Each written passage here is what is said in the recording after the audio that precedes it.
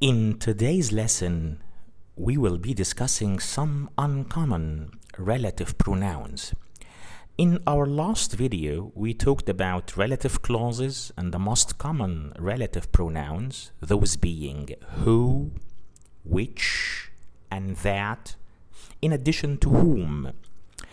In today's lesson, we will talk about more relative pronouns, which are lesser known and not the same. They are not common in the same way like the previous relative pronouns we discussed in our last lesson. I'm going to begin with whose. Whose is spelled W-H-O-S-E. Whose is one of the relative pronoun family, and it's used to refer to the idea of possession or the idea of ownership. And whose is usually followed by a noun. So in most sentences where whose is used, we find that it's followed by a noun. A noun usually comes after it. For example, we can say, Stevenson is an architect whose designs have won international praise. So as you can see, whose is followed by the noun designs, and we are using whose in this sentence because Stevenson is the architect who owns these designs. These designs are his.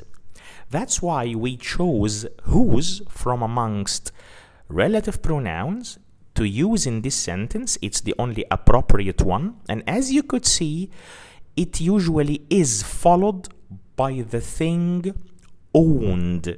So Stevenson owns the designs.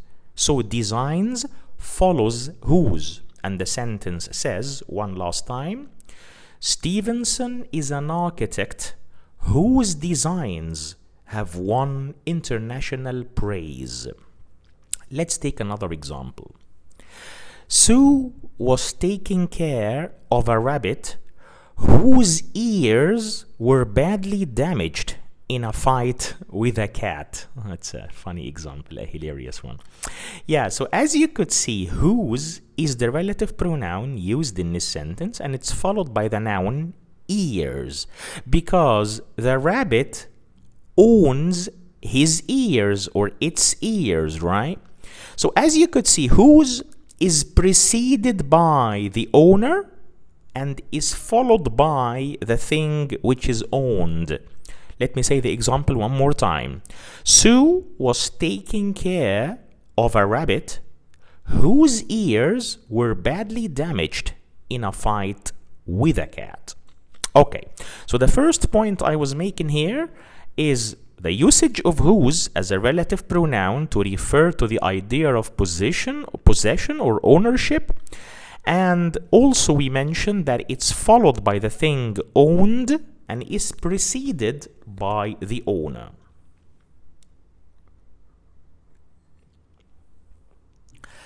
We mentioned in our last lesson the types of relative clauses, and we said that there are two types of relative clauses: defining relative clauses, which provide you with essential or necessary information for the sentence, and these clauses cannot be taken out from the sentence, otherwise the meaning will change, and they are not enclosed by two commas.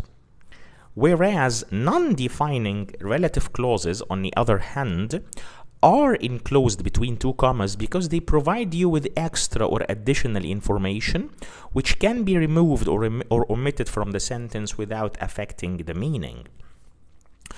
Whose as a relative pronoun for possession or ownership can be used in both types of relative clauses. So you can use whose in a defining relative clause, some people call it restrictive relative clauses, or you can use it in a non-defining relative clause. It's also worth mentioning that whose doesn't only refer to people or animals, but it also refers to things. Many people believe that whose is used only to replace a noun that refers to a person or that refers to an animal, but that's not exactly precise or accurate. As a matter of fact, you can use whose to refer to a thing rather than a person or an animal. Let me give you a few examples. We need to learn from companies whose trading is healthier than our own. So, whose here refers to the companies which owns the trading. So, trading, the thing owned, follows whose, and the companies, the owner of the trading process, precede whose. And the sentence says, we need to learn from companies whose trading is healthier than our own. Let me give you another example. Students are encouraged to use an appropriate theory to solve problems whose geographical limits are clear. Whose here refers to the problems, and the geographical limits belong to these problems. So whose is preceded by the owner or the thing which is belonged to the problems, and it's followed by the thing which belongs or the thing which is owned. In our example here, the geographical limits. Let me say the example one more time. Students are encouraged to use an appropriate theory to solve problems whose geographical limits are obvious or clear. Okay, so let's call it a relative pronoun now, whose. We're done with whose. Let's move to another group of relative pronouns which are lesser known or less common than the ones we mentioned in our last video. Who, whose, and who, which, and that. I'm talking here about when. When can be used as a relative pronoun to refer to a time. Where also can be used as a relative pronoun to refer to a place. And there's another one called whereby. One word. Whereby. W-H-E-R-E-B-Y. Whereby. Whereby means by which. So whereby as a relative pronoun, and it's written as a single word, means by which. So when, where, and whereby can be used in relative clauses as relative pronouns. Let me give you some examples to demonstrate their usage. He wasn't looking forward to the time when he would have to leave. So when here refers to the time that he would have to leave at. Again, he wasn't looking forward to the time when he would have to leave. So when here refers to that time. This was the place where we first met. Where here is used as a relative pronoun and it refers to the place. This was the place where we first met.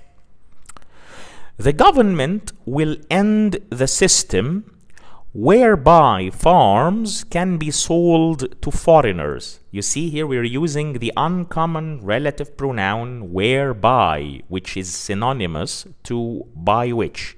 So the sentence says, again, the government will end the system whereby or by which farms can be sold to foreigners. Okay.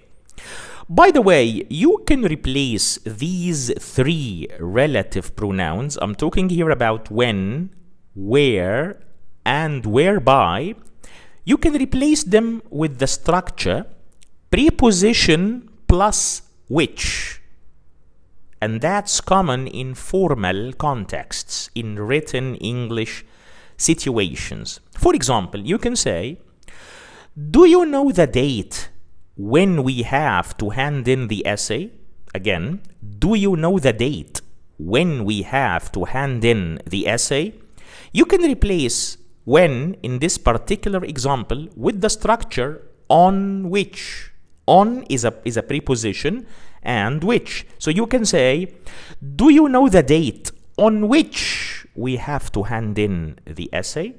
So the point I'm trying to make here is that you can replace When, where, or whereby, which already means by which, you can replace all these relative pronouns with a preposition plus which. One last point I want to talk about here, and it's specifically about the word where. Where does not refer to places at all times. Sometimes we can use where in a sentence, and it doesn't refer to a place. And that usage or that use for the word where is rather formal. You find that more commonly in written or formal English contexts. Let me give you an example to finalize our video with. Later in this chapter, we shall introduce cases where consumer complaints have resulted in changes in the law. That's a pretty lengthy example. Let me say it one more time for you to be able to assimilate it. Later in this chapter, we shall introduce cases where consumer complaints have resulted in changes in the law. Where here refers to the word cases, which is not a place by any means.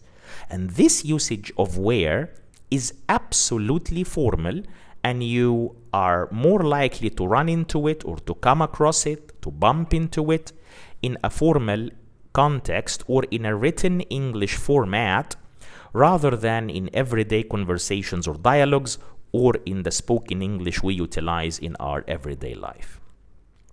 And here we come to the end of our lesson today. I hope it was enjoyable and beneficial for you. And if you like my content, please do not hesitate to subscribe to the channel, like the videos, and share them with your beloved ones, your friends and family members, if they are interested in learning English, and let's grow our community.